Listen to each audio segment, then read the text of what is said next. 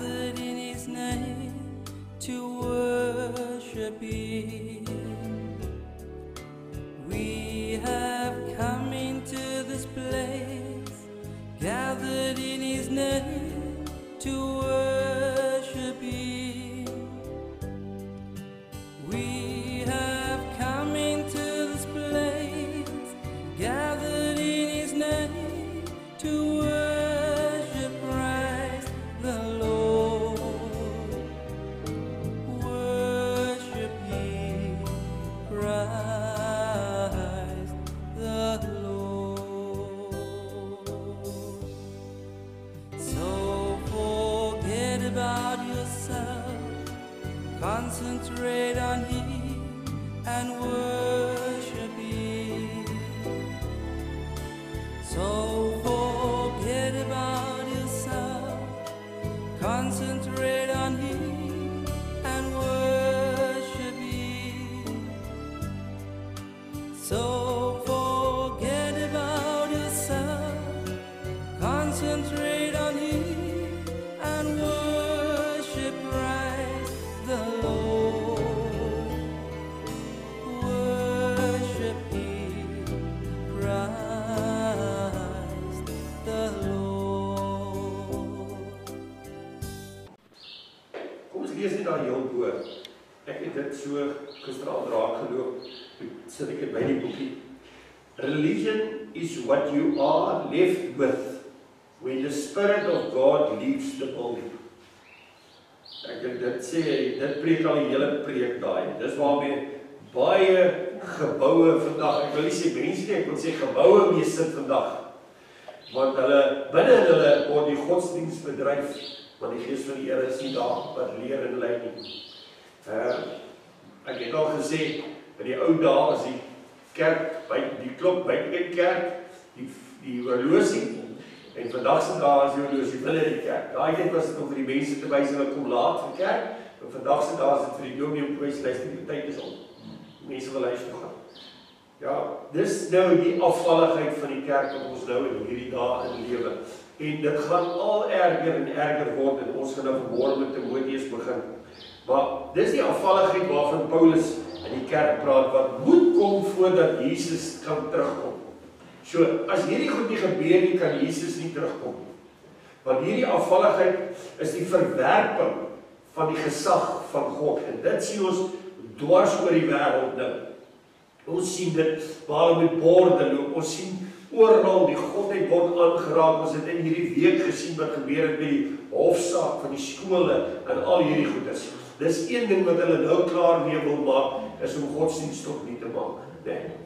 Ok, nou sê Timoteus vir ons. Timoteus gaan nou vir ons baie mooi verduidelik. Ek wil net dat die baie mooi sien voor ek die skrif lees. Hierdie skrif is aan die gelowiges geskryf. Dit is nie aan sondaars nie. Hierdie skrif is spesifiek aan die kerk geskryf. Kom ons lees dit. 2 Timoteus 4 vers 3. 2 Timoteus 4 vers 3. Kom ons lees wat staan daar. 2 4 vers 3. Want daar sal 'n tyd wees. Onthou, 'n tyd wees, die tyd is nou. Daar sal 'n tyd wees in die kerk. Wanneer hulle die gesonde leer, kan jy sien, daar staan gesonde leer. Dis predikante, dis predikers wat die gesonde leer bring. Paulus vir Timoteus skryf. Daar sal 'n tyd wees wanneer hulle die gesonde leer nie sal verdra nie, maar omdat hulle in hulle gehoor gestreel wil wees vir hulle menigte leraars. Kan jy sien? Leraars sê vir ons, dis met godsdienstgelowiges wat ons hier praat. Leraars sal vir hulle versamel volgens hulle eie begeerlikhede. Nou ons het geleer, begeerlikheid lê in die vlees, want die vlees en sy begeertes het ons geleer in hierdie tyd, by die bruid het ons mooi geleer. So die vlees se begeertes gaan vir hom leraars by mekaar maak om hierdie vleeslike begeertes te voed. So nou kan jy sien, die Bybel sê spesifiek vir ons hier, dat dit wat hulle gaan preek gaan vleeslik wees, want dit gaan die begeertes voed, wat hierdie gelowiges nou het. Nou lees ons 'n bietjie verder. En die oor sal afkeer van die waarheid, en hulle sal wend tot fabels. Nou, wat is fabels? In Engels is dit myths. Met ander woorde, die storieetjies wat oorvertel word, wat leuns was, wat nooit die waarheid was nie. Maar wees jy, nou gee die Here vir ons almal 'n opdrag, maar wees julle, kan ek nou daar lees, julle in alles nugter, ly verdrukking, doen die werk van die evangelis, vervul julle bediening. Ek wil hier met mooi sien daar staan, wees nugter en ly verdrukking. So, dit is sleutels wat Paulus nou vir Timoteus gee en sê, jy moet nugter wees, nugter dink, nie haastig wees om te praat nie. En dan sê hy vir hom, ly verdrukking. So, daar staan niks van preek voorspoed of sulke goed. Ek wil hier baie mooi sien, daar is 'n verskil tussen die evangelies wat vandag gepreek word. Daar's 'n evangelie wat net voorspoed preek, geen lyding nie, niks nie. As jy ou lyding en dit het, dan sê hulle, sorry, jy het sonde in jou lewe, bely hy sonde vir die Here, want die Here wil hê, jy moet geseënd wees. Kan jy dit verstaan? Hulle draai dit so lekker om, want dit pas hulle. Dit pas hulle sak en dit pas alles wat hulle doen. Kom ons lees dit weer. Hy sê, maar wees jy in alles nugter, ly verdrukking, doen die werk van die evangelis en vervul jou bediening. Soos die kerk ondervind, soos wat die kerk ondervind, hierdie ontrouheid in die waarheid, want hulle het nie die waarheid lief nie. Dit is wanneer die mens van sonde nou gaan opstaan en plek kry in die tempels. Ons het laasweek die week voor dit oor die tempels. Ons is die tempels van die Heilige Gees. En in hierdie tempel, het ons laasweek gelees in 2 Tessalonisense, gaan die seun van ongeregtigheid of die man van wetteloosheid by die anti-Christus, wat teen Christus is. So dit is nie noodwendig dat die anti-Christ nou hier in my gaan doen. Dit is alles wat teen Christus is. Dis anti-Christ. So as die duiwel met my praat hier binne, is dit die stem van die anti-Christ, want dis tog waarin hy gaan wees. Hy gaan in die anti-Christ wees, hy gaan hom krag gee, hy gaan al hierdie goeders doen. So die anti-Christ wat teen Christus is, dis Satan se instrument, dis Satan se stem. Nou sê die Here vir ons, pas op, daar gaan 'n dag kom, wat hierdie anti-Christ of die stem van die duiwel, kan ek dit so sê, en ons gaan opstaan, en hy gaan ons verlei, sodat hy op die troon kan sit, waar God eintlik in ons lewe veronderstel is om te sit. So dis eintlik die verduideliking, wat ek vanmôre kan gee. Nou sê, tempelsliggame, hierdie wetteloosheid, wat nou aan die orde van die dag is, jy kan onthou die video's wat ek die gegee het, laasweek wat jy gaan kyk het, oor die volse kerk, daar is net 'n gedeelte, hoor jy, daar is enorme klomp goed, waar hierdie ouens afgeneem is met al hulle valsheid. Ok, so, kom ons kyk hier so, ons het 'n staat van allergie, wat beteken 'n staat van wetteloosheid of verwerping van die allerhoogste God. Hulle val daarin om geheel en al gehoorsaam te wees aan die gesag van God. Nou kom ons kyk, Matteus 7 vers 21. Nie elkeen wat vir my sê, Here, Here, sal ingaan in die koninkryk van die hemele nie, maar hy wat die wil doen van my Vader wat in die hemele is. Baie sal in daardie dag vir my sê, Here, Here, het ons nie in die naam geprofeteer? En dan sal ek aan hulle sê, ek het julle nooit geken nie, gaan weg van my, julle wat die ongeregtigheid in hierdie geval beteken om dinge in hulle sielskrag, in hulle sielslewe daardeur te doen. En nie deur die gees, die innerlike gees wat opgewek is in die wedergeboorte nie. Ok? Werk. Hierdie mense is wetteloos, want hulle het nie die wil van die Vader gedoen nie. Hulle het geprofeteer volgens hulle eie wil, gespreek volgens hulle eie wil, duiwels uitgedryf volgens hulle eie wil, wonderwerke gedoen volgens hulle eie wil. Hulle het geen verhouding met die Vader gehad nie, net sy naam gebruik. En nou wil ek hê, jy moet hom mooi kyk. Ek sê, hulle die naam van die Here gebruik. As jy kan onthou, Markus 3:39 staan, Meester, ons het iemand gesien, wat in u naam duiwels uitdryf, en wat ons nie volg nie, en ons het hom belet. Maar Jesus sê, moet hom nie belet nie, want daar is niemand wat 'n krag, kyk mooi wat staan nie, daar is niemand wat 'n krag, met ander woorde, hulle gaan krag hê, wat 'n krag in my naam, daar kry hulle die krag in die Here se naam, sal doen en gou van my sal kan kwaad spreek nie. Kan jy sien wat sê Jesus? Jesus sê, dat daai ouens van die duiwels in sy naam uitdryf, Hulle gebruik sy naam. Sy naam is 'n sterk toring. Sy naam het die krag. Hulle het nie die krag nie. Maar in sy naam kan tot die duiwels krag hê. Kan jy dit sien? Hier staan dit. Hy sê, maar daar is niemand wat 'n krag in my naam sal doen en gou van my sal kwaad kan spreek. Kan jy dit sien? Dit is belangrik om dit te aanskou. Want hierdie is presies wat nou in hierdie dae gedoen word.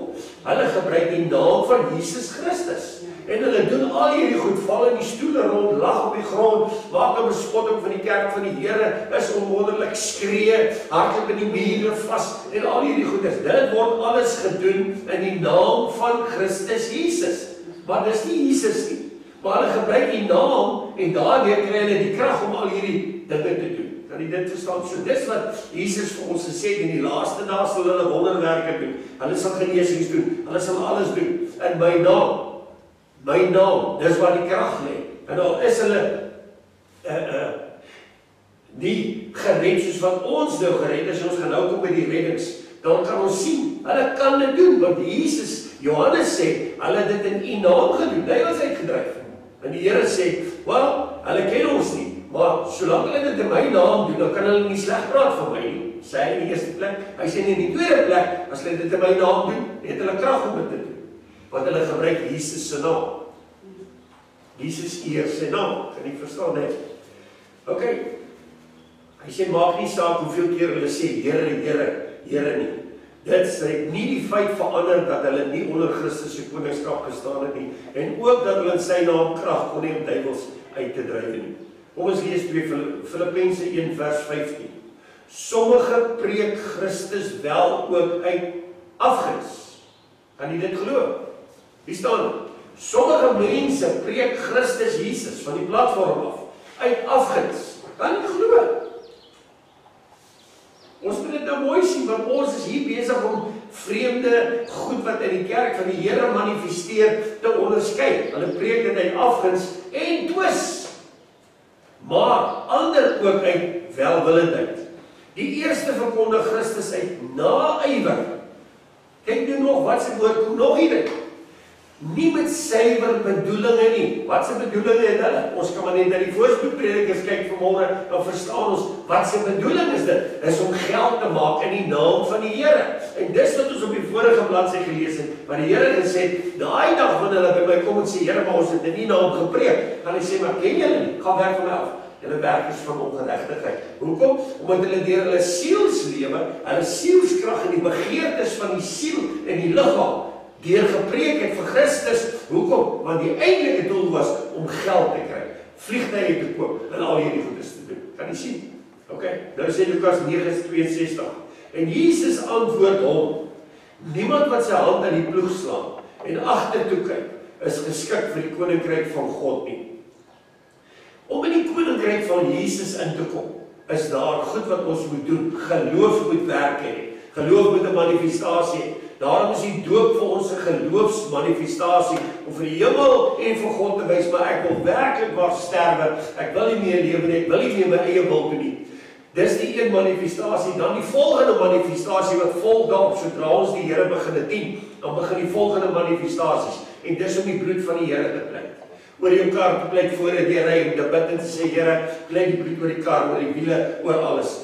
Of as jy in die aand gaan slaap, sê Here, ek pleit die bloed oor al die vensters en niks, dat die niks sal inkom wat nie van U af is nie. Verstaan, dis manifestasies, om na die venster te loop en fisies te sê, Here, soos jou Israeliet gemaak het, hy het net 'n lammetjie gehad, maar ek het vir Jesus Christus vandag, en ek smeer Jesus Christus se bloed hier aan. Want ons is gelowiges, ons is geregtig daarop om dit te kan doen. Kan jy verstaan? Ok, so nou sê, dis 'n ernstige saak, want baie profeteer in hierdie dag, dryf demone uit, doen wonderwerke, maar dit word nie deur die krag van die Heilige Gees gedoen nie. Groot hoeveelhede gelowiges se aandag word van Christus, die kruis afgetrek deur 'n ander evangelie. En dis hierdie evangelie van geld en mammon wat gepreek word. So ons weet dit. Nou sê ons, hierdie gelowiges hieronder, jy kan al daai goedes gaan lees oor die bevrediging van self en alles, maar hierdie gelowiges wil 'n kaartjie hemel toe hê wanneer hulle sterf. As ons kan terugdink wat gebeur het met Johannes. Johannes het die mense gedoop en hy het gesê, bekeer julle. En hier miskien kom al die fariseërs, en die fariseërs wil ook nou gedoop word in die water, en hy noem hulle slange, en hy noem hulle al hierdie goeders, en hy sê, wat wil julle nou hier kom doen, en so, en hy verduidelik mooi, hy sê, julle wil nou gedoop word, sodat as julle geloof nie reg is nie, dat daar ten minste die ander geloof is, so, dat julle wil julle brood aan al twee kante gebodder het, en baie gelowiges van vandag is so, hulle sal voorspoed doen, maar hulle sal ook die ander deel doen, hulle sal hulle ook laat doop, en hulle sal hierdie, so dat hulle al twee kante daarom gecover is, soos ek kan sê, nee, en dit misbruik, in die naam van die Here, is nie maar Here, as Petrus of die engel om daar bo sal vra, as hy wil inkom in die hemel, byvoorbeeld, sal hy sê, nee, maar ek het my laat doop, so ek moet ingaan nie, al was dit waar hy gegloed en deel in gehad het, nie gegloed in die, om groot gedoop te word, ek kan nie verstaan. Ok, Spreuke 20, 27, dis so mooi skrif. Hy sê, kom ons lees net so bokende, omdat hierdie gelowiges se motiewe onrein is, en hulle nie die waarheid lief het nie, het God vir hulle groot verleiding gestuur. Want dis waaroor ons die laaste week gepraat het. Is die verleiding wat nou in die laaste dae oor die kerk kom. Nou sê Spreuke ons, die gees van die mens is 'n lamp van die Here, wat al die kamers van ons harte deursoek. Dit is baie mooi gesê.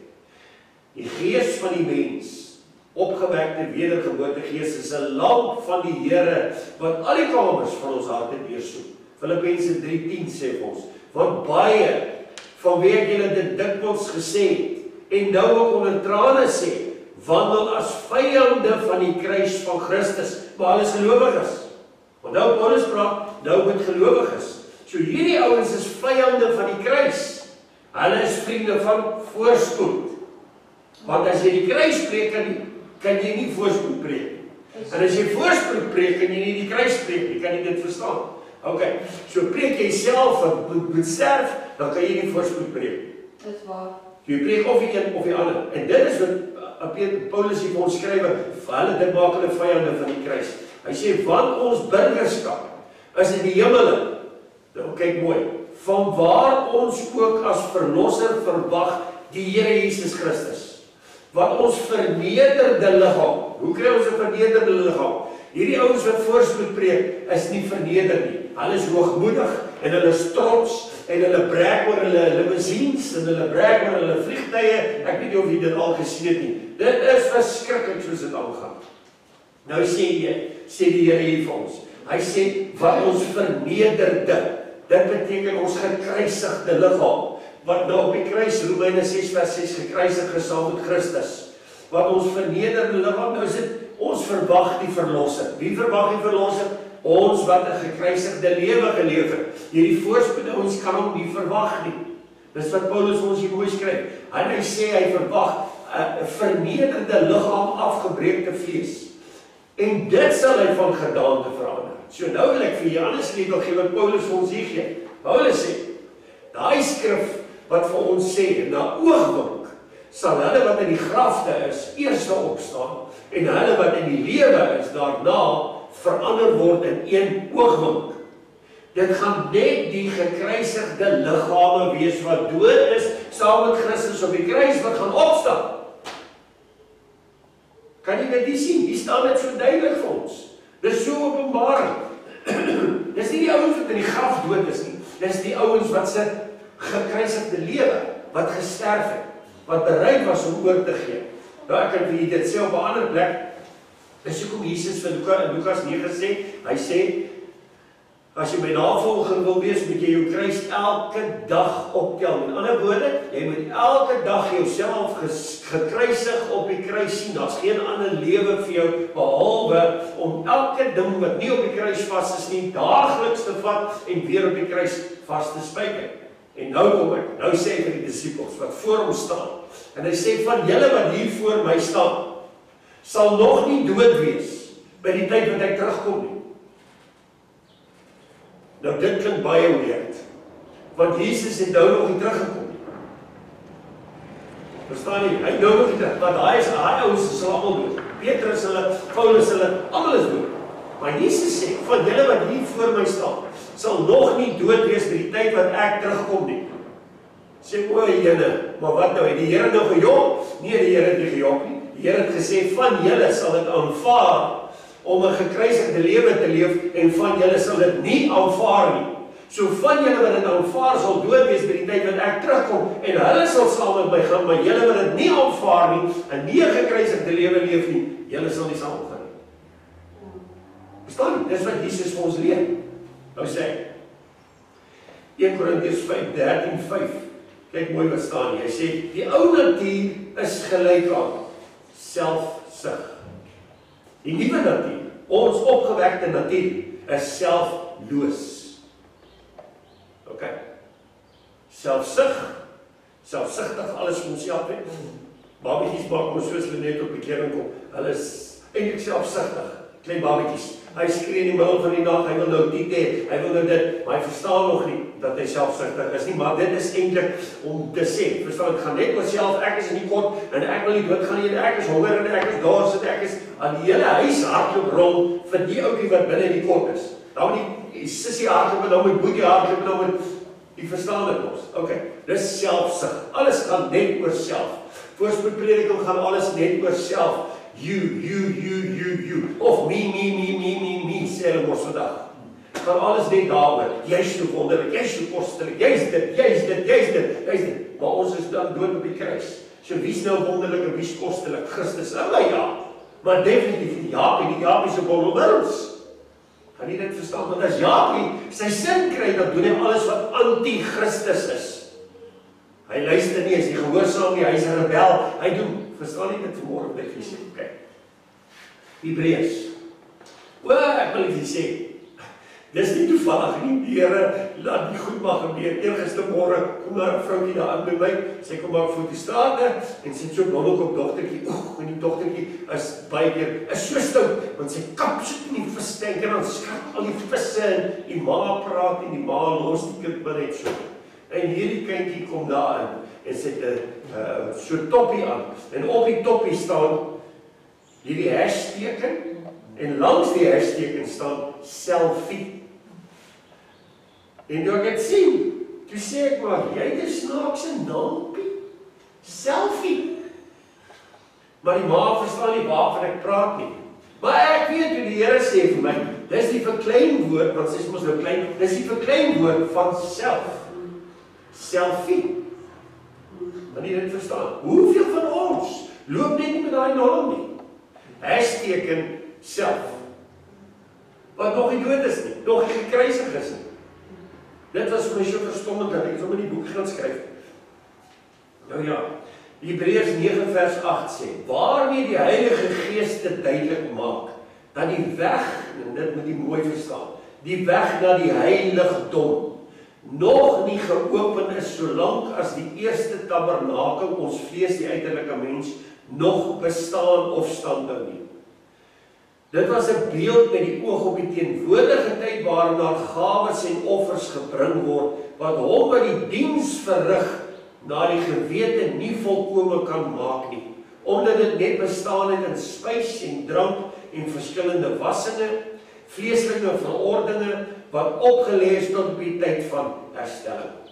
Nou ja, Jesus sê vir ons baie duidelik, deur die Heilige Gees hier, as hierdie uiterlike ou nie gekruisig is, en hy staan nog, dan die voorhangsel binne nog nooit geskeur nie. Nou hoekom moet die voorhangsel skeur? Sodat die allerheiligste en die heilige deel wat die binne is, ons heilige deel is veronderstel om die siel te wees, want dis ons probeer hom heilig kry. Hy sê wees heilig, want God is heilig. My liggaam kan nie heilig wees nie, maar my siel wat die binne is, hy wil God heilig. Ons gaan dit nou kyk, onberispelik bewaar totdat hy terugkom met sy koms. So, ek het 'n siel wat moet heilig word. Hy kan net heilig word want in die allerheiligste deel waar my gees is, daar woon God. So dis my tempel se allerheiligste deel. Maar tussen my gees en my siel is daar 'n voorhangsel. En dis dit waarvan hy hier praat. As daai voorhangsel nie geskeur is nie, dan kan die allerheiligste deel en die heilige deel nie een word. Nou dink 'n bietjie mooi toe Christus op die kruis gesterf het. Nou hy sy asem uitblaas en hy sê Vader, in U hande gee ek my gees oor en hy sterf. In daai oomblik sê die Bybel, het die graf toe oopgeskeur. Die voorhangsel in die tempel het middeldeur geskeur en die allerheiligste en die heilige deel het een geword in daai oomblik. So hier het God vir ons op die aarde gewys wat gebeur, wat ook op die kruis in die hemel gebeur. So dit het op twee plekke gebeur. Jy moet dit baie mooi verstaan. So in die sienbare, vir al hierdie ouens wat op die aarde was, en die priesters en almal, kon hulle sienbaar sien, die voorhangsel is geskeur. En al twee dele het een deel geword. Maar op die kruis het Christus sy vlees geskeur. Dit het in die hemel gebeur. Okay? Want anders sou ek en u nie vandag toegang kon kry na die Vader toe wat in die hemel is. Christus se vlees op die kruis moes skeur, net so aan die tempel op die aarde. Wou God hê dat ons vandag in die Bybel dit moes lees, sodat ons dit kan verstaan, dat dit in die sienbare was en ook in die onsienbare wat dit gebeur. Nou wil ek vanmôre vir julle sê, dit moet in die sienbare ook gebeur, en as dit in die sienbare gebeur, dan gebeur dit ook in die hemel, by God. Want onthou, ons is presiese navolgers van Christus. En dit wat met hom gebeur, moet met jou en my gebeur vanmôre. Ok, ons gaan dit nou behandel. So ek gaan net hier is net die inleiding van laaste week wat ons net klaar maak om by daai deel uit te kom. Nou sê ek ons 2 Tessalonisense 2 vers 10 tot 12. En met allerhande verleiding van ongeregtigheid en die wat verlore gaan, omdat hulle, kyk mooi wat staan hier, die liefde tot die waarheid nie aangeneem en om gered te word nie. Wow, dis 'n baie groot stelling. Daar's ouens wat in die kerk is wat nie gered is nie, omdat hulle die liefde vir die waarheid nie het nie. Hulle die liefde, ons het nou nog gelees, hulle is vyande van die kruis. So, jy kan nie die waarheid lief hê en 'n vyand van die kruis wees nie. Kan jy dit verstaan nie? So, hier sê hulle die liefde tot die waarheid nie aangeneem om gered te word nie. So die helfte van die kerk is nie gered nie, of meer as die helfte is nie gered nie, want hulle het nie die liefde vir die waarheid nie. Want onthou ons het nou gelees, hulle het hulle ore streelers gekry, wat nie die waarheid preek nie, wat preek wat hulle vlees wil hoor. Die waarheid is nie die geestelike deel, nie die uiterlike deel nie. Verstaan nie? So die kerk het vir hulle leraars gekry om vir die uiterlike vlees te preek, maar daar is nie redding daarby nie. Redding kom net as soos Christus moes sterwe en toe opstaan uit die dood. Daar is redding. So met ander woorde, as ek en jy nie sterf nie, is ons nog nooit gered nie. Ok, hulle moet by my bly, dit is verskriklik. Dit is diep, maar dit is eintlik baie maklik. Kom ek verduidelik so. Eers word my gees gered. Want as my gees nie gered word met die wedergeboorte nie, kan ek nie met die Here kontak maak nie. Die Here sê vir die vrou, sy sê, Here, maar ons, ek hoor daar gaan nou 'n tyd kom dat ons op die berg gaan bid, en nie gaan bid, en die Here sê, kom ek sê vir jou wat gaan gebeur. Hulle wat God in gees en waarheid gaan aanbid, hulle is die ware aanbidders. Gees, maar as my gees nie opgewek is nie, dan kan ek God nie in gees en waarheid aanbid nie. Nou vra ek, hierdie ouens waarna ons nou gekyk het aan die een kant, is die ouens wat prosperity en daai goeie spreek. Aan die ander kant is die ouens wat 'n gekruisigde lewe leef. So tussen hierdie twee ouens, as ons moet kies wie's gered, dan sê ons, maar die ou wat die gekruisigde lewe leef, hy's gered want hy het gesterf. Maar die ou wat nie, hy preek voorspoed lewe, hy het nog nie gesterf nie. So hy kan nie gered wees nie. Kan jy sien hoe diep gaan hierdie goed? En God wil ons by daai dieptes uitbring, want ons kyk na die kerk en dan dink ons, maar hoe gebeur daai vandaan? Hoe gebeur dit? En dit lyk so wonderlik en maar die Here sê dit is alles 'n gedaante van godsaligheid, maar die krag van hierdie godsaligheid wat Christus is, verloon. Verloon beteken verraai. Hulle doen in hulle eie krag. Ok, jy verstaan dit. Nou kom ons gaan nog 'n stukkie verder.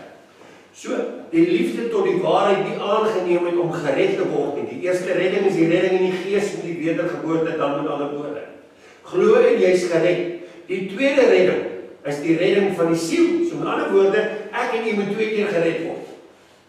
En dit het ons nog nooit geweet. Dit het ons ook nog nooit verstaan. So my eerste redding is my gees wat opgewek word. Wanneer my gees opgewek word, dan het ek nou die wedergeboorte ontvang en nou kan God met my gees deel. mooi verduidelik, is dat God kan nou met my allerheiligste deel, kan hy deur die Heilige Gees praat. Maar daar is nog steeds 'n voorhangsel tussen my gees en my siel. En eintlik moet hierdie twee in harmonie met mekaar wees. Kan jy dit verstaan vanmôre? Hierdie twee moet eintlik een wees. Hulle was een, of hulle is een in die wêreld gewees. Want die siel en die gees heeltemal as 'n gevangene onderdruk, want dis wat die sonde gedoen het. Toe word die gees geen sê nie, en hy is eintlik 'n gevangene of dood. Want die loon van die sonde is die dood. So hy en die vlees was nou getroud. Hulle was die beste maatjies, die siel en die vlees. O, hulle het lekker gekuier. Maar toe gebeur die opwekking van die gees. So die gees word opgewek. Nou praat God se stem hier en hierdie gees sê vir die siel, nee, maar dit is nie reg om na die vlees te luister nie, want die vlees luister na sy begeertes. En daai begeertes wat die vlees doen is teen God. Dit maak jou 'n vyand van die kruis. Jy moet gekruisig word, sê hy vir die siel. Die siel sê nee, ek wil nie gekruisig word nie, want dis pyn en dis lyding. Ek sal liewer die lekker deel wil hê, die uiterlike deel. Kan jy verstaan? OK. Nou, Aaron sê, daar moet twee reddinge plaasvind. Die eerste redding is die gees. Opgewek met die wedergeboorte. Prys God, dis die voorportaal. Ek het geglo in die Here Jesus Christus, nou is ek gered, staan in die Bybel. Maar as ek nie geloof, daai geloof van my in 'n aksie oorsit en bewys lewer van my geloof nie, dan kan ek nie in die heilige deel kom nie. Sodra ek in die heilige deel kom, is daar nog 'n voorhangsel by die allerheiligste deel. So ek het my nou laat doop, dis die brug tussen die voorportaal, bewys lewer aan die hemel, dat ek nou gered is, en ek glo ek is gered, want ek het my laat doop. En omdat ek my laat doop het, beteken dat ek glo my ou mens word begrawe, en daar kom 'n nuwe mens, wedergebore mens uit die water uit op. So my doop is die bewys om te sê vir die hemel, dat ek nie net geglo het en my gees opgewek is nie, maar dat ek nou op pad is om my siel op die kruis vas te spyker. Want alleen wanneer hy op die kruis gespyker is, kan my tweede redding plaasvind. Want redding kom net uit die dood. Is jy by? Ek moet sterf, dan word ek gered. Want dis die opstanding uit die dode. Nou is ek gered. OK, hier's by. Dis dit 'n verskriklike pad hierdie. Maar jy moet nie vrees of bang wees nie, want vanmôre, ek sê vir die Here, ek sê Here, as ek nou hierdie goed vir die mense gaan vertel vanmôre, gaan hulle dink, nee, Here, wag, hierdie pad is te moeilik. Ek dink ons moet maar iets anders te doen. Toe gee die Here my Deuteronomium 31 vers 8. Ek bid, ek vra die Here, ag Here, gee my tog net 'n bemoediging. Net as ek klaar is met hierdie, laat ek net vir ons kan lees. Kom ek lees dit vir u. Moenie moed verloor of vreesbevange wees nie. God sal u nie begewe of verlaat nie. Ek het nou maar sommer net so geskryf vanoggend, ek het dit agter my boekie neergeskryf, ekskuus. Julle het dit nou nie in die boekie nie. Maar is dit nie wonderlik dat die Here dit nou vir ons gee vanmôre? Hy sê, hoorie, maar sê vir die kerk, hulle hoef nie te vrees of bang te wees nie, of moed verlore te wees nie. Dit doen we in 31 vers 8. Dit is so pragtig. Weer lees, as nou my eie woorde, moenie moed verloor of vreesbevange wees nie. God sal u nie begewe of verlaat. Is dit nie wonderlik? Vra die Here vanmôre, ek sê Here, asseblief, hierdie goed is seker sterk goed. Dis alles die swaard, om die siel dood te maak, self dood te maak. Gee net vir die ouens 'n bietjie moed ook. Die Here, hy skryf vir my sê, dankie Here, ek skryf die agter in die boek en ek kom vir hulle lees as ek klaar is. So ek was nou gehoorsaam Here. Prys die wonderlike naam. OK, so waar was ons nou? Ons is al bladsy 4 nog. Die liefde tot die waarheid nie aangeneem nie. Om gered te word nie. Eerste redding van die gees, glo jy is gered. Tweede redding van die siel. En daarom sal God, omdat hierdie ouens nie, kyk mooi, die eerste redding kry hulle almal. Maar as hy nie oorgaan na die heilige deel toe nie, dan kan hy nie die tweede redding kry nie. Nou wat sê die Here vir ons hier? Hy sê, daarom sal God vir wie? Die krag van die dwaling stuur, want dis vir die gelowiges. Vir wie is dit? Dis vir die ouens in die voorportaal. Want nie 'n aksie, geloof in 'n aksie.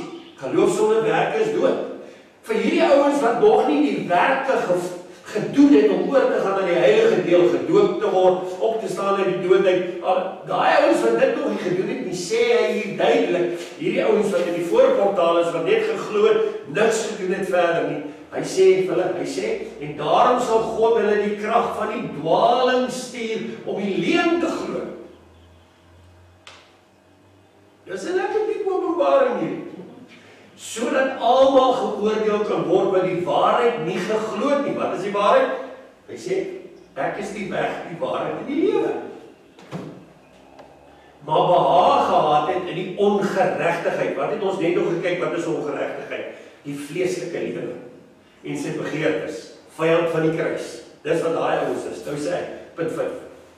Hierdie is net die hek van heiligmaking. Nou kom ek verduidelik vir julle. Die oomblik wanneer ek glo en ek is gered, is my gees opgewek. Maar my siel is nog nie dood nie. Hy moet gekruisig word. So vir hom om opgewek te word, moet hy eers dood.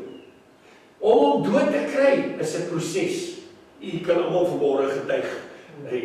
My sielslewe. Ek sê hier baie, as ek net my voet op Japie se nek kan kry, maar hy is so glad soos 'n paal en moet dink, hy is net so as hy, dan moet ek hom weer soek om hom weer vas te hou. Nee, dis die sielslewe.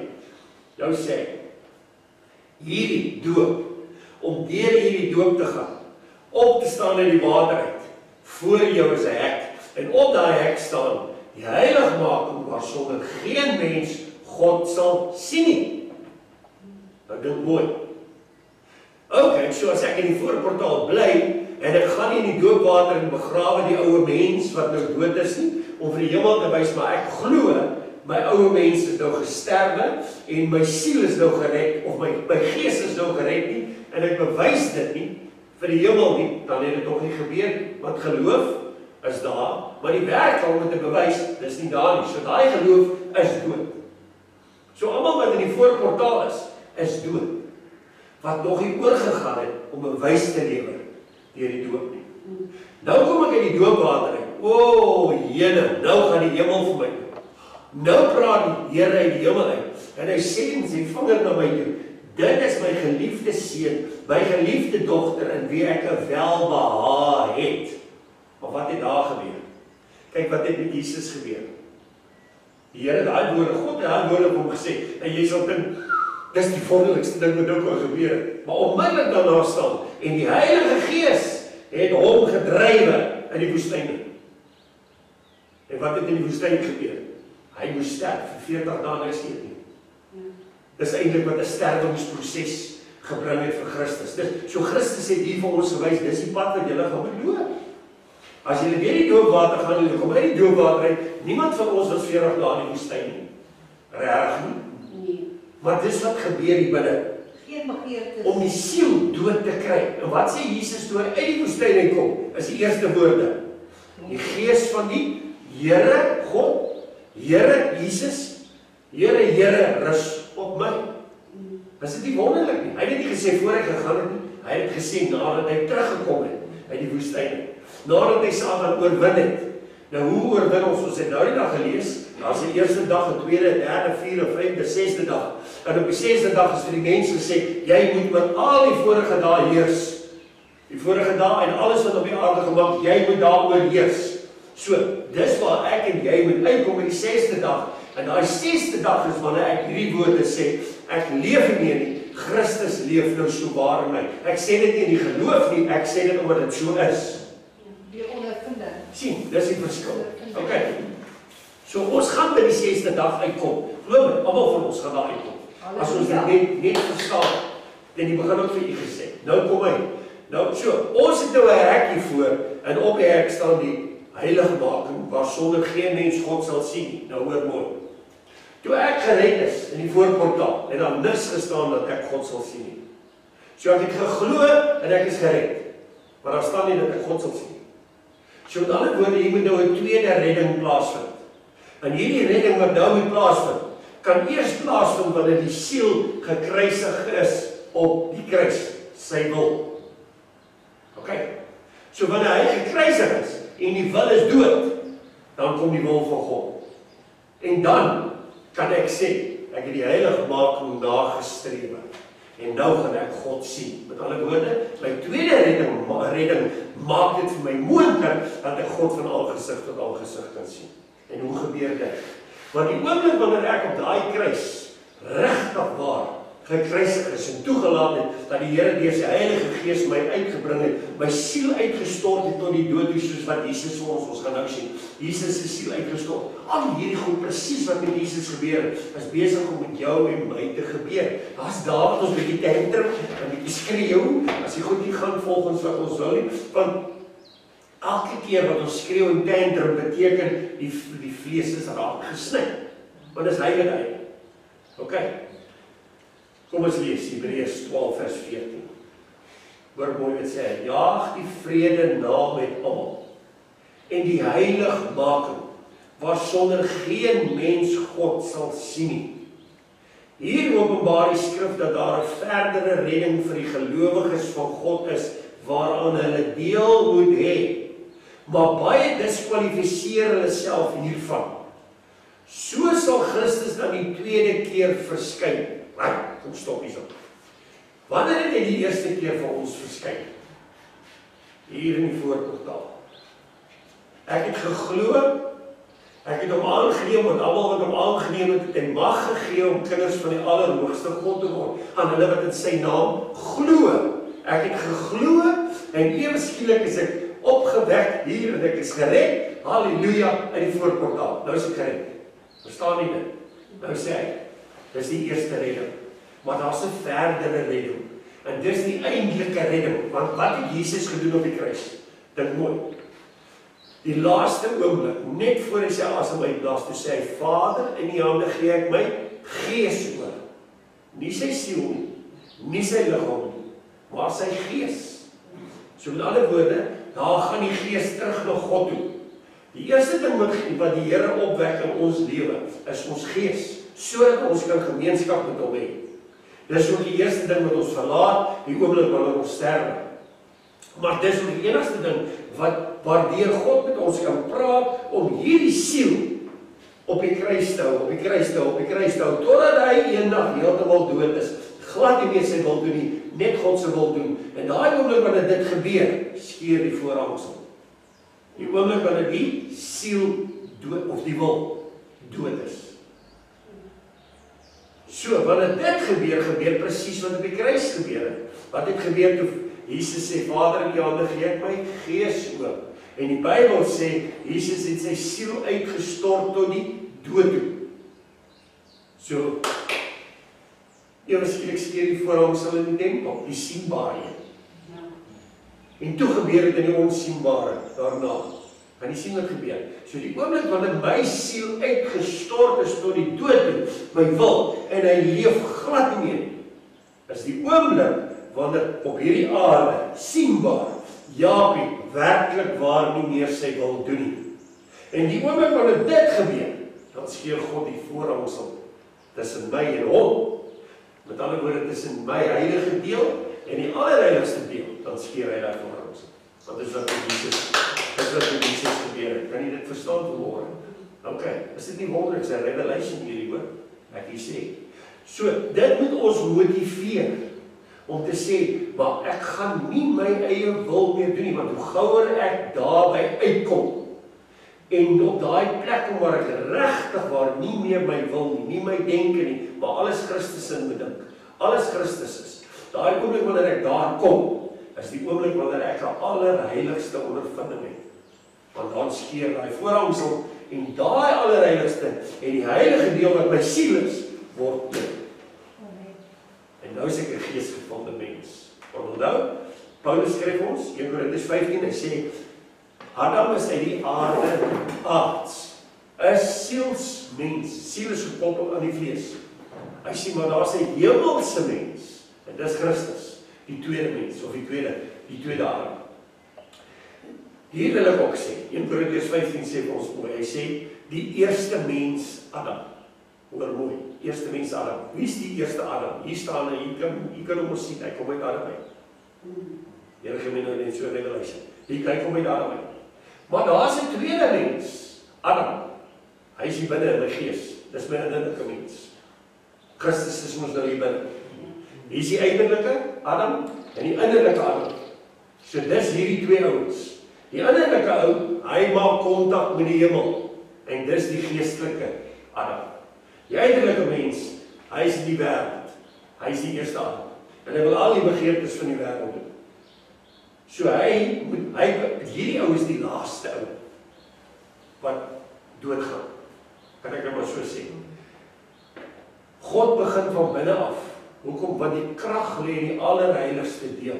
Ons het geen krag nie. As hy van buite af moes begin, dan moes Jaapie alles deur syself en deur sy eie krag gedoen het. En dis wat groot deel van die kerk nou doen. Hulle doen dit deur hulle sielskrag. Saam met die uiterlike mens. En hulle dink hulle kan die mense beïndruk. En hulle kry disco-ligte in die kerk en hulle kry bekende sangers om te kom sing. En al daar om hulle kerk vol te kry. Sien nie wat is dit besig om te gebeur. En dan kom die ouens daar en sê, ek het hoendervleis gehad. Die hoendervleis moet alkohol dood wees. Want hoendervleis word deur die emosies gedrywe. En ons emosies moet sterf op die kruis. Ons emosies is nou Christus se emosies. Met ander woorde, wanneer iets in my lewe gebeur wat my ontstel of sou ontstel het in die Ou Testament, in die Ou Jaapie, ontstel het my glad nie, want ek weet dis die wil van die Vader. Sien, dis waar ons moet wees. So niks in jou lewe kan jou redding of skik of plan nie, want jy staan in Christus en Christus kan nie geskik word. Ok, nou so, hierdie is die pad om daar te kom, om te kan staan en te kan sê, ek staan in Christus. En daai woorde wat sê, pas op, jy wat staan, jy wat sê dit, nie Christus wat staan nie, jy Jaapie wat staan, dat jy nie val nie. Want is Christus wat ons reg op. Ok, kom ons gaan hier verder. So jaag die vrede na met almal, en die heiligmaking waarsonder geen mens God sal sien nie. So met hierdie tweede redding, waar my siel se wil en emosies nou gesterf het, dis die redding, die groot redding waarvan God hier praat, wat ek God gaan sien van aangesig tot aangesig. Hoe sien ek hom? Die voorhangsel gaan nou skeur. En die allerheiligste ouetjie wat hier staan, die heilige ouetjie wat nou hier in die heilige deel is, kan ek nou maar so noem, hy gaan nou in die allerheiligste deel inkyk en hy gaan God sien. Ok, maar die voorhangsel moet eers skeur voor dit kan gebeur. En dis die vlees. Hier binne, wat moet skeur? Sy wil. Nou sê hy. So sal Christus. Ok, kom ons gaan nou net weer terug na die eerste deel toe. Dit is so diep. Die eerste deel sê, Christus het die eerste keer vir my gekom en ek is gered.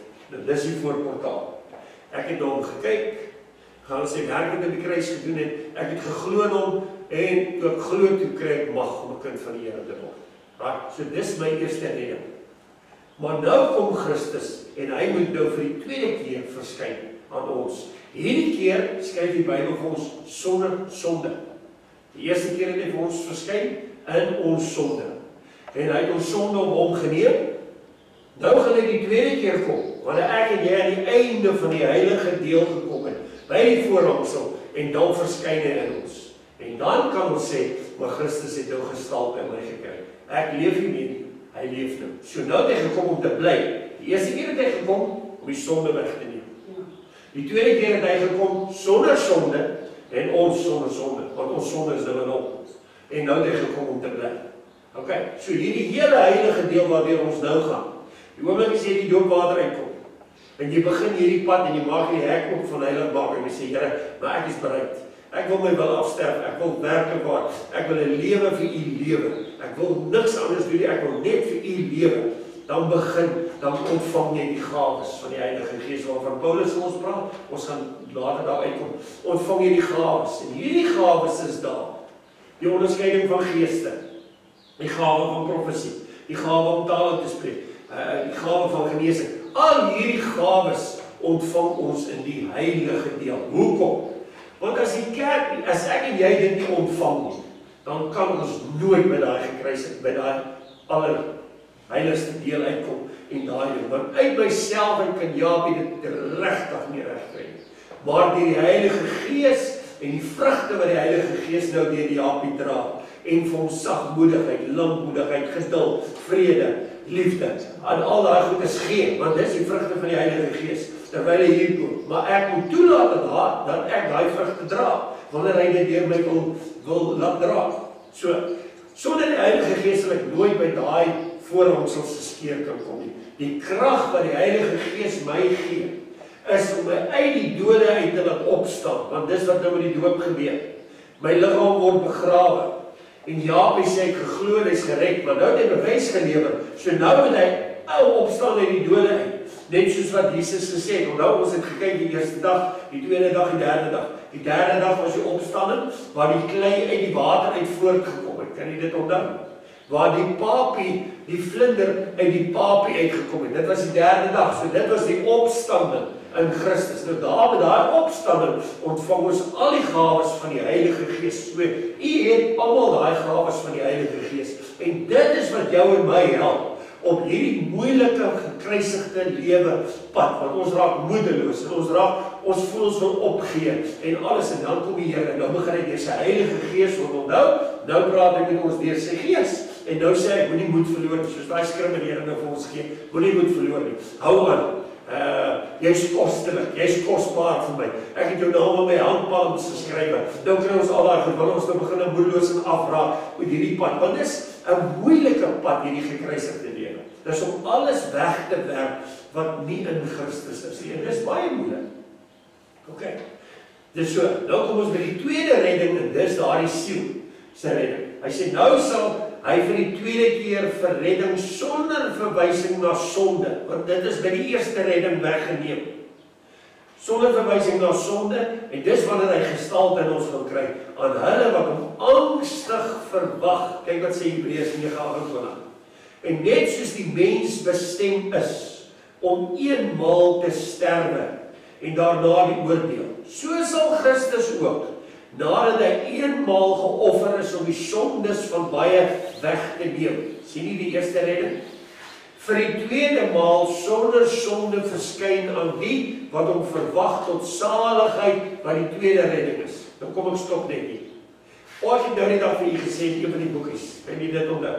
Een van die boekies het ek gesê, as Christus nie eers in ons kom nie, dan kan hy nie vir ons op die wolke kom nie. Kan jy dit onthou?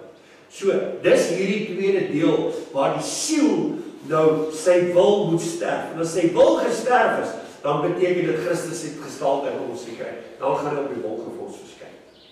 So as dit nie gebeur nie, dan kan hy nie kom in ons en gestalte kry. Daarom sê Johannes die Doper, julle moet minder. Wie is julle? Hy praat van die siel. Hy sê, julle moet minder word, sodat Christus meer kan word. Want as Christus dan nog gestalte in ons kry, dan kom hy op die wolke vir ons. Wanneer ewe ons reg is, kom die Here ons haal. OK, is jy by? Ja. Kom ons soek 'n plek om af te sê. So Hebreërs 9:28 verwys na die geestelike redding wat ons deur Christus se dood en opstanding ontvang het, eerstens met die wedergeboorte. Johannes 3:6, hier is die bewys. 3:6 sê vir ons, dit wat uit die Gees gebore is Gees. Kan jy onthou, ons het Esegiel 36 behandel in die vorige boekie, dink ek. OK? Ja. Sien by? Ons het dit behandel, Esegiel 36, hy sal water oor ons giet en ons sal rein word. Wat is die water? Hierdie woord. Ek wil net sê, die ou mens sal nie vir sy kinders lieg of jok nie. Kan ek so sê? Die ou mens sal, hy sal vir sy kinders lieg, hy sal al die, maar die nuwe wedergeboorte mens sal nie vir die kinders, hy sal die waarheid, te alle tyd, wat onthou, ons het nou gesê, wat gebeur? Hulle wat die waarheid nie aanvaar het nie, het hy die krag van die dwaling gegee, om wat te gebeur? Sodat hulle aan die slaap kan wees, so wanneer die ribbetjie met die waarheid uitgehaal word, hierdie ouens sal slaap. Daarom gaan hulle nie deel wees van die wegraping. Kan jy dit verstaan vanmorgen? So, net om dit op 'n ander manier te sê, dat Christus kom net vir hulle wat die waarheid aangeneem het.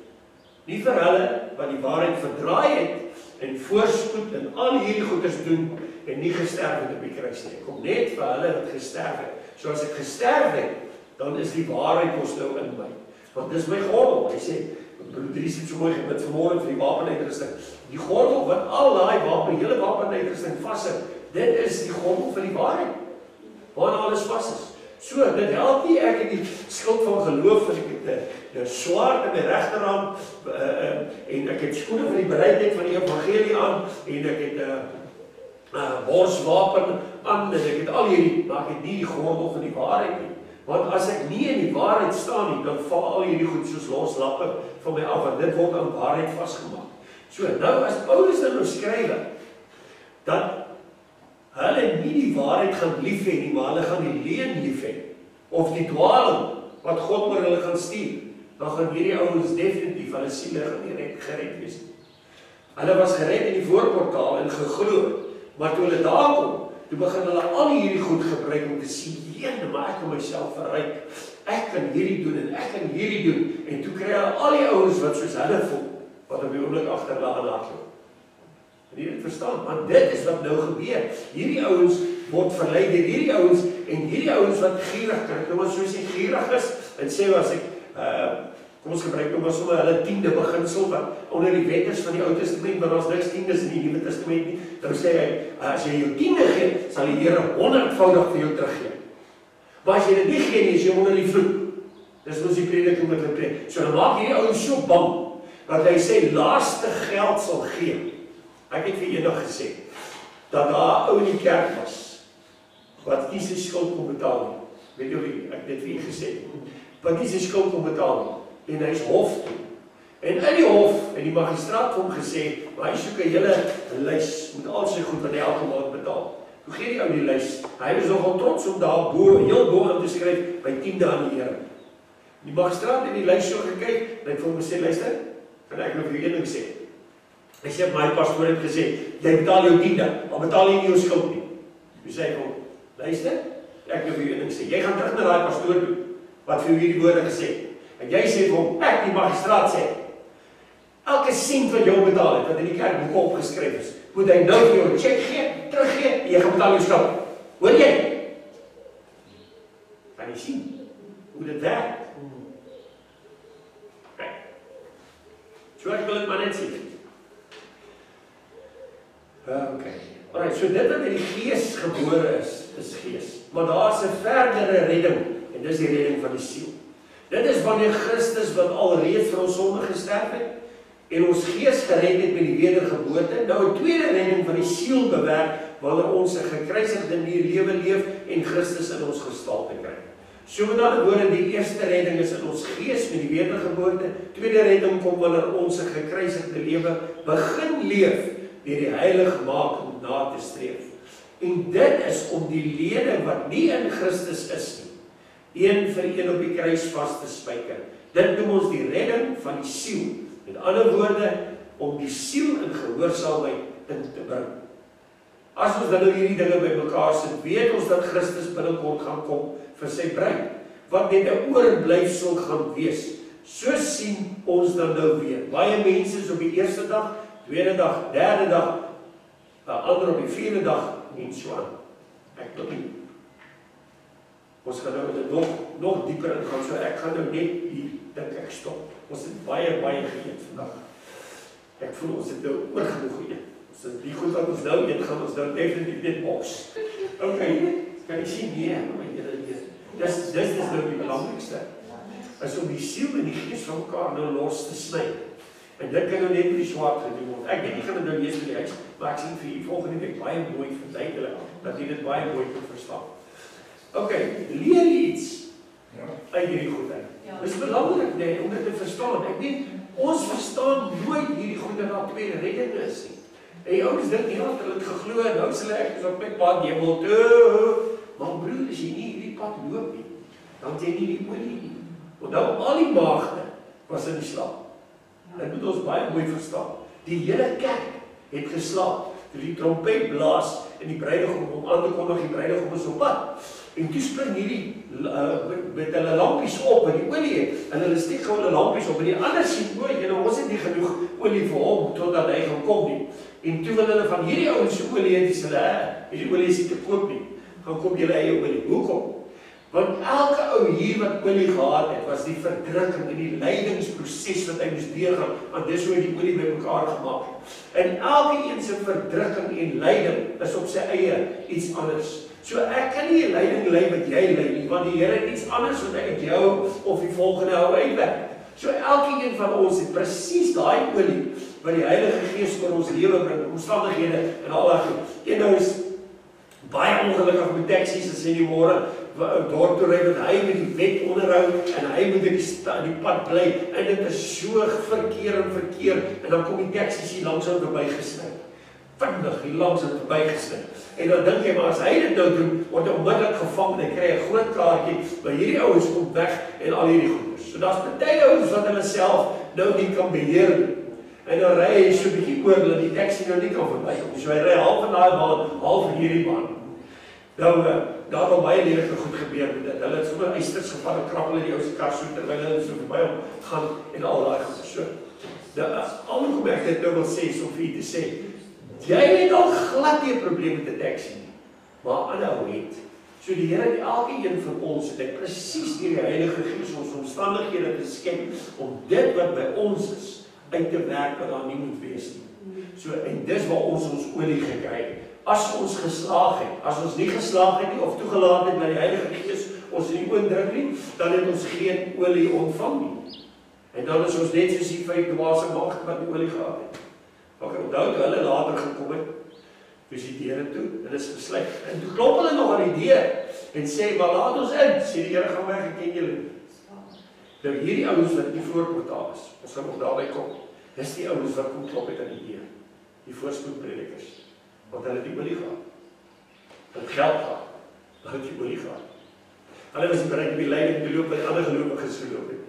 Hierdie ouens in die voorportaal, onthou dit, hè? Want dis wat ons nou leer. Maar die ouens daar buite preek, hy is nou gered, het geglo in die Here Jesus, nou sy gered. So hy kan nou sondig, hy kan oreer, hy kan al hierdie goedes doen, want hy is gered, hy gaan hemel toe. Dis nie die waarheid nie. Hierdie ouens, as hy nie oorgaan en dit bewys lewe, soos wat die siel wat nou gekruisig gaan word nie, dan is hy nie gered nie. Hy sal God nie sien, want dit is juist hoekom jy hierdie pad loop, hierdie heilige deel, sodat jy God kan sien. Want dis die tweede redding van die siel. Kan jy verstaan dit, hè? Okay, so, daar gaan baie ouens wees wat geglo, maar hulle gaan nie gered wees nie. Is dit nie dat soos predikers en pastore mense bring tot by redding, dan staan hulle terug nie, dan pleeg hulle eintlik meer mense moord as iets anders. Ja, dis soos mense, wat 'n klomp mense by mekaar maak. Hoe het ons altyd gesê, Patrice, jy kan dit onthou. Daar's geen, maar wie wat, ek kom nooit weer by mense nie, maar daar's geen nadiens verkoping. Met ander woorde, kom jy dan, nou kom ek met 'n probleem by hulle sê, sorry, ons kan nie help nie. Verstaan, nou dit is wat u bedoel van predikers. Daar's nie 'n nadiens. Ja, maar dis mense hoor, want daai mense leef dan in hierdie gekke paradys wat ons is gered. Ja. So, jy hoef nie gered te wees. Ja. Hulle gaan almal saam met hulle predikers. Want onthou, die Here sê dat hulle die krag van die dwaling gestuur om daai leuns te glo.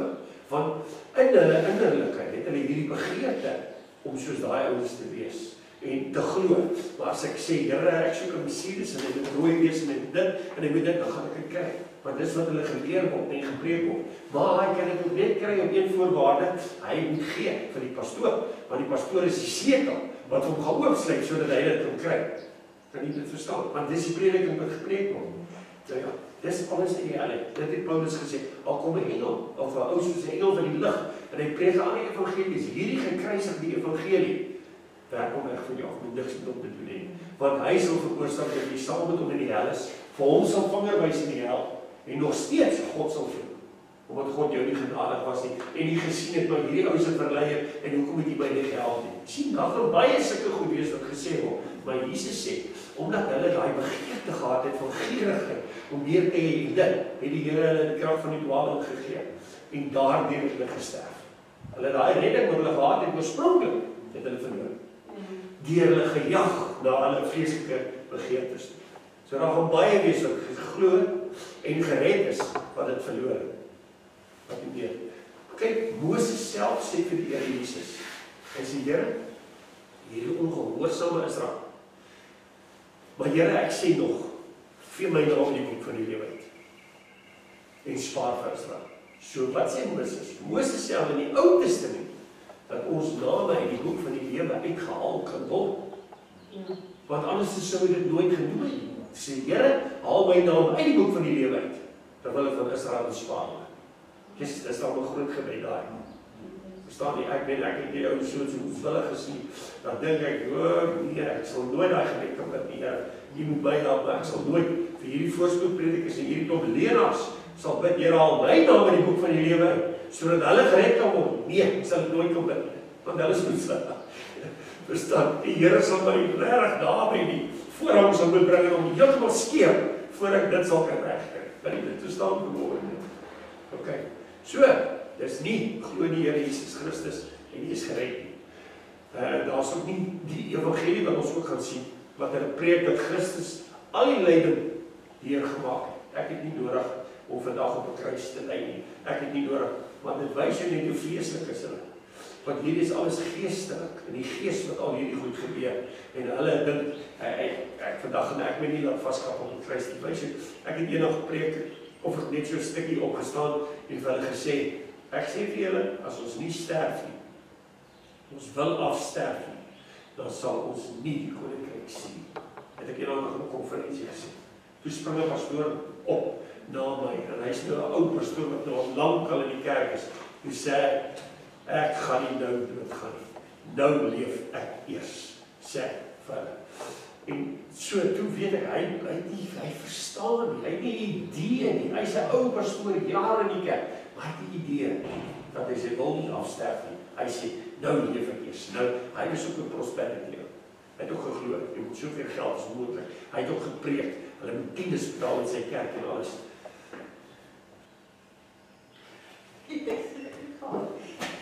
Kom ons bly geloofde Vader, ons is so bly en dankbaar vir die teenwoordigheid, ons is so bly en dankbaar vir die Heilige Gees, wat ons leer en lei, en vir ons by openbaringe bring in die woord, ons verstand open, dat ons dit kan verstaan. En ek bid Vader, die woord wat so kosbaar is, Vader, dit lê op ons harte vanmôre, is ingesaai daar, en ek weet, dis net deur gebed wat die water is, wat dit genat maak, sodat dit kan groei. Ek wil vra, Vader, dat U ons sal help in gebed, dat ons sal bid oor die saad wat ons ontvang het, dat dit lewendig kan word, want ons het ook 'n verantwoordelikheid, Vader, om 30voudig, 60voudig, 100voudig van ons kant af 'n deel te doen, om daai saad lewendig te kry. Want as die saadkorrel nie in die grond val nie, dan kan hy nie sterf en vrug dra nie. So ek vra vanmôre, in U naam asseblief, Here, dat U elkeen van ons sal help, dat ons werklik waar hierdie pad sal loop, wat U ons geroep het. Ek weet daar is nie baie in hierdie wêreld wat U geroep het vir hierdie pad nie, Vader, maar dat U hierdie deel van die liggaam, wat U by die heiligmaking wil uitbring, maar sonder ons nie sal sien, die Here, dat U ons daar sal bring, dat U ons sal krag gee reg by die wêreld, hierdie liggaam, Vader, in Jesus naam. Ek bid vir die ouetjies wat vandag nie hier is nie. Vader, wat dalk baie moeilikheid en baie swaarheid en wat ook al, Here, ek weet nie hoekom hulle hier vandag, nie hier vandag nie. Dan vra ek, Vader, in hierdie laaste tye kan ons nie bekostig om 1 minuut sonder U te wees. Ons kan nie bekostig om die samenkomste van die heiliges te mis nie, want dit is toch hier waar U opgelig word en verhoog word. So ek vra, Vader, asseblief, kyk toch na die kindertjies en help hulle om terug te kom op die plek waar hulle moet wees. Ons bid dit in die naam van Jesus. Ek vra nou vir die seën oor elkeen van ons wat hier is op ons pad huis toe, vir die week wat voorlê, dat U met ons sal wees, voor ons sal uitgaan, Vader, en ons baie gelyk maak. U woord sê, die vyand het op een pad na Israel toe aangetrek gekom, maar Here, toe hulle daar by Israel kom, was U, wat die God van Israel is daar, en hulle het op 7 weer weggevlug van Israel af. Die 7 geeste van God. Ek vra dat daardie gees van die Here op ons sal rus in hierdie week, en dan die vyand op 7 weer van ons sal wegvlug, maak nie saak op watter weg hy na ons toe kom nie. Dis in Jesus naam dat ek dit vra, en ek dank U daarvoor. Amen. Amen. Prys die Here. Dankie julle ou.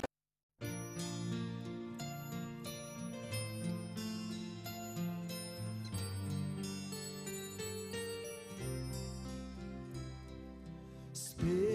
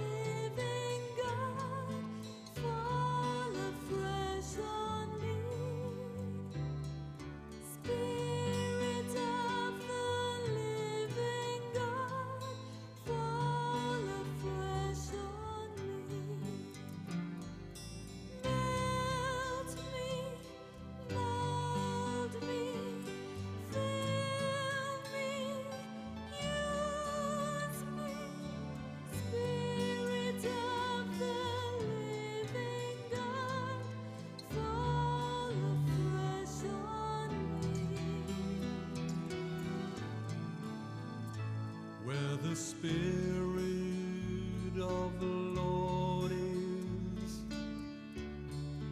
there is peace. Where the Spirit of the Lord is, there is love, there is comfort in life's darkest hour. There is light and life, there is help and power in the Spirit of the Lord.